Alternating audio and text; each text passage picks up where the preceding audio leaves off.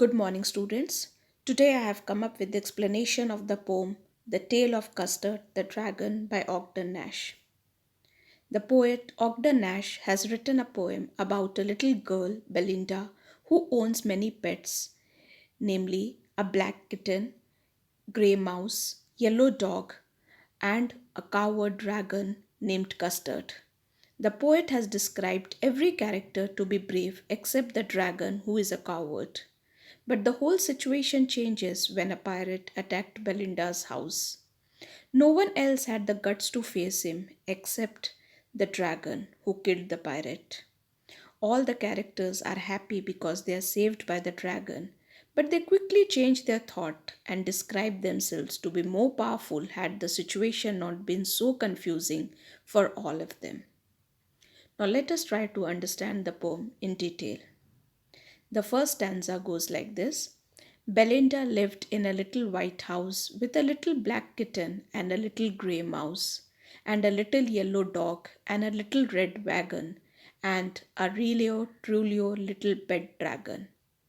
The poet says that once there was a little girl named Belinda. She lived in a little white house, and she lived with some creatures who were her pets. They were black kitten, a grey mouse, a yellow dog, a little red wagon, and a creature that the poet says was really and truly a dragon. Now the name of the little black kitten was Ink, and the little grey mouse she called him Blink, and the little yellow dog was sharp as mustard, but the dragon was a coward, and she called him Custard. In this stanza, the poet explains the name of all the animals that are tamed by Belinda. He says that the name of black kitten is Ink, grey mouse is Blink, little yellow dog is named Mustard, and the dragon, who was a coward, means a weak creature, was called a Custard. Custard the dragon had big sharp teeth, and spikes on top of him, and scales underneath, mouth like a fireplace, chimney for a nose, and realio trulio daggers on his toes. In this stanza, the poet describes the physical appearance of the dragon. He says it had big sharp teeth and spikes on top. This means its skin was pointed on the top. On the lower part, it had scales which were bony plates to protect the skin. His mouth had been compared to a fireplace because it is assumed that dragon can release fire from the mouth. Even his nose is compared to a chimney which is used to pass out smoke. His feet are long and sharp like knife that is a dagger. Belinda was brave as a barrel full of beers, and Ink and Blink chased lions down the stairs. Mustard was as brave as a tiger in a rage, but Custard cried for a nice safe cage. Now the poet explains the inner strength or the bravery of various characters of the poem. He says that Belinda was as brave as a group of bears, and Ink and Blink were so brave that they could hunt lions. So here he has shown the bravery of the kitten and little mouse that could hunt even a lion. And the dog was very brave, just like an angry tiger. But in contrast to all of them, Custard the dragon was not brave. He was so afraid of everything that he always demanded for a safe cage. Belinda tickled him. She tickled him unmerciful. Ink, Blink, and Mustard, they rudely called him Pervical. They all sat laughing in the little red wagon at the Relio Trulio cowardly dragon. In this stanza, Belinda used to stroke the dragon in a very cruel way, and Ink, Blink, and Mustard made fun of him by comparing him to a knight named Pervical, who was thought to be brave but ran away due to lack of courage. They used to tease the dragon while sitting in their little red wagon. Belinda giggled till she shook the house, and Blink said, "Weak," which is giggling for a mouse. Ink and Mustard rudely asked his age when Custard cried for a nice safe cage. The poet says that Belinda used to laugh so loudly that her voice echoed in the house, and Blink the mouse used to laugh and make a sound of wick. On the other hand, Ink and Mustard would tease him by asking the dragon his age whenever he used to demand for a nice safe cage. Suddenly they heard a nasty sound, and Mustard growled, and they all looked around. Meow, cried Ink, and ooh, cried Belinda, for there was a pirate climbing in the window. In this stanza, the poet wants to explain that when difficult situation came, what happened. So while all of them were making fun of dragon, they heard a sound of someone entering the house. When they looked towards the window, they saw a pirate climbing up the wall. The dog barked at him, and the kitten mewed to him. Belinda cried ooh because all of them were scared of the pirate. Pistol in his left hand, pistol in his right, and he held in his teeth a cutlass bright. His beard was black, one leg was wood. It was clear that the pirate meant no good. In this stanza, the poet is describing the physical appearance of the pirate. He says that the pirate was holding handguns in both his hands and had a little sword too. He was holding his sword with his teeth.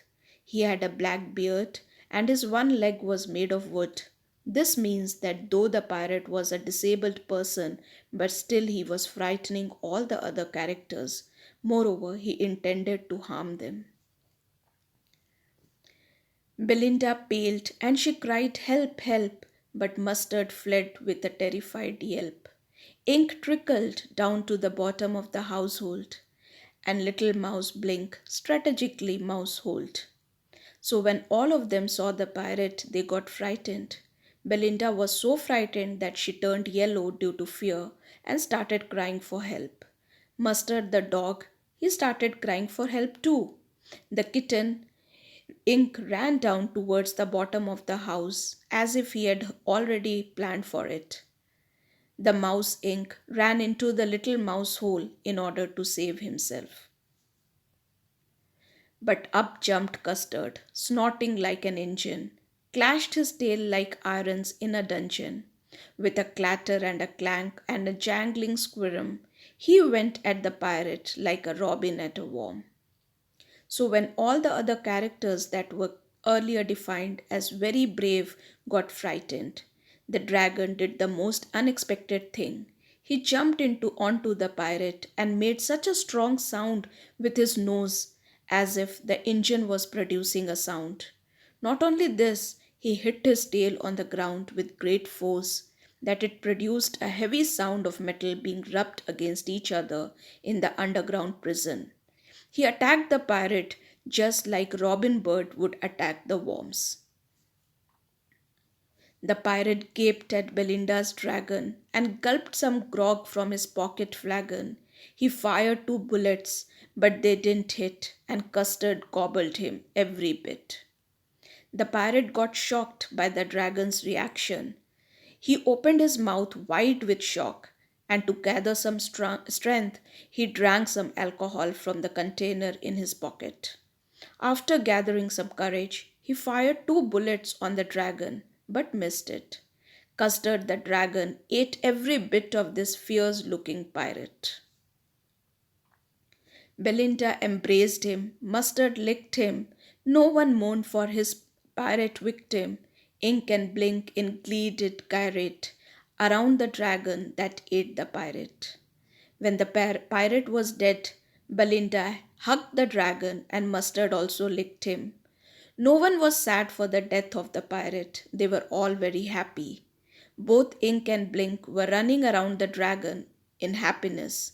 So here the poet says that all the characters were happy and they were showing their gratitude towards the dragon as he had saved them. But presently up spoke little dog Mustard. I'd have been twice as brave if I hadn't been flustered. And up spoke Ink and up spoke Blink. We have been 3 times as brave, we think, and Custard said, I quite agree that everybody is braver than me. So, after they thanked and showed their love towards the dragon, they changed their mind. They were reminded of how they used to make fun of this coward dragon, and now they all were praising him. So at once the dog said that it was just because of some confusion that he wasn't able to do anything, otherwise, he would have been twice as brave as Custard. Both Ink and Blink also said that they would have been 3 times braver than Custard. To this, the dragon said he fully agreed to this, that all of them were more powerful and braver than him. Belinda still lives in her little white house with her little black kitten and her little grey mouse and her little yellow dog and her little red wagon and her really truly little pet dragon. Belinda is as brave as a barrel full of beers, and Ink and Blink chase lions down the stairs. Mustard is as brave as a tiger in a rage, but Custard keeps crying for a nice safe cage. At last, the poet used the same lines once again to show that after this terrific episode in which the dragon was the hero, where all the other characters still undermined him by saying that they were more powerful than him and could have handled the situation in a much better way.